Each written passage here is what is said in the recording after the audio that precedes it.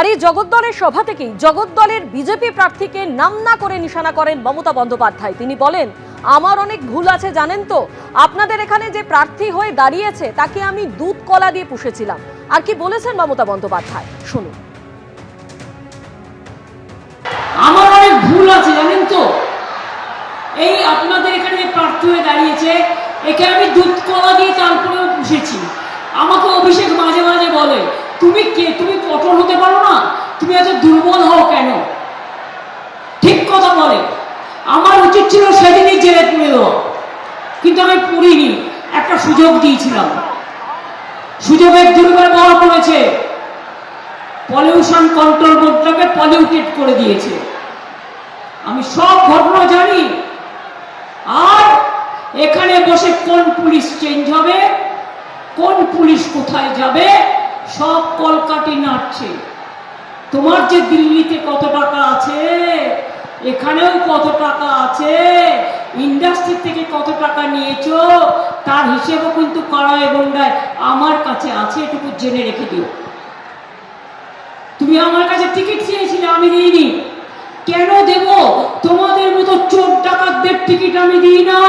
Meeting এ বলছে গাছে ঝুলিয়ে তৃণমূলকে পেটাবে, তার আগে নিজেদের বাঁচা, আগে নিজে বাঁচা চাচা, আপন প্রাণ বাঁচা।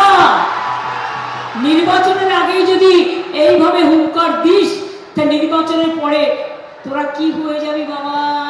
তেরাও হচ্ছে যে গাছের ডালে বসে আছে সেই ডালটা কাটছে। আরে বিজেপি থাকবে না তো তুই থাকবি কোত্থেকে?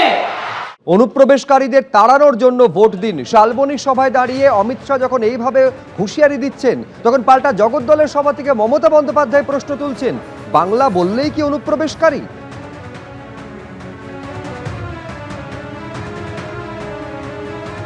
आपको वोट डालना है, एक एक घुसपैठिए को बंगाल के बाहर निकालने के लिए वोट डालना है।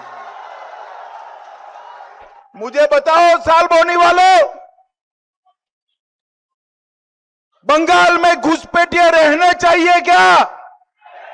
अरे जोर से बोलो, रहने चाहिए क्या?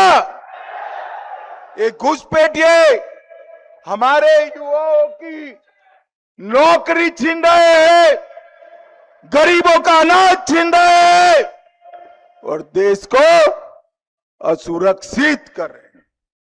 ममता दीदी वोट बैंक की लालच में घुसपैठियों को रहने देती। বাংলার লোক দেখলেই বলছে এটা অনুপ্রবেশের কারখানা। আমি জিজ্ঞেস করি, पहलगांव में जब अटैक हुआ था वो किसका कारखाना था? वो तो कश्मीर में था, हमारा पास में तो नहीं था। और लॉ एंड ऑर्डर भी कश्मीर का पास नहीं है, आपका पास है। मोटा भाई, जगई मोदाई भाई, दिल्ली में अटैक हुआ, क्या हमारा स्टेट में है? कौन किया? आप लोगों ने ही किया। ऐसे ही आप लोगों ने करते हैं कभी कभी। ভোটের দুদিন আগে থেকেই বাইক চলাচলে বিধিনিষেধ নির্বাচন কমিশনের। ভোটের দুদিন আগে থেকে বাইক র্যালি নিষিদ্ধ, যেখানে যেদিন ভোট তার দুদিন আগে থেকে বাইকে বিধিনিষেধ। সন্ধ্যে 6টা থেকে সকাল 6টা পর্যন্ত বাইক চালানো যাবে না। মদের দোকান বন্ধের পর এবার মোটর বাইক চলাচলের উপরে হ্রাস টানল নির্বাচন কমিশন। ভোটের দুদিন আগে থেকেই শুরু হয়ে যাচ্ছে সাইলেন্ট পিরিয়ড। এই সময়কালে মোটর বাইকের র্যালি নিষিদ্ধ করল কমিশন।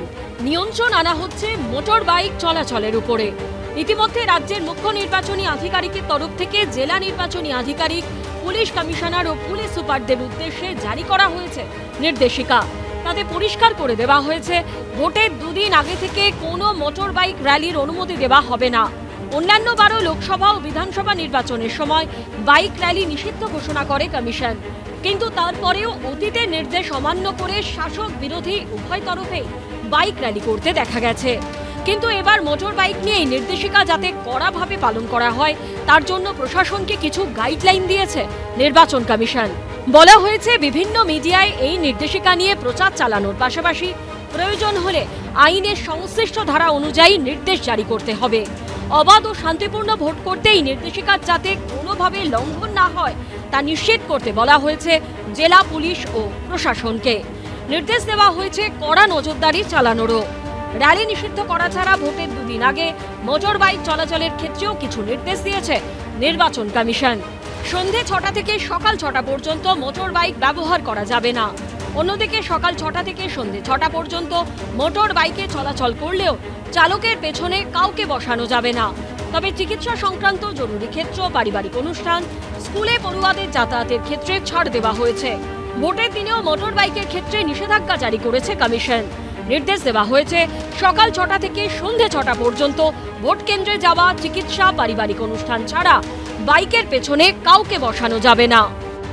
बोल दिया इलेक्शन का 26 घंटा पहले से कोई बाइक नहीं चढ़ेंगे। अरे बाइक में नहीं चढ़ेंगे तो घर जाएगा कैसे?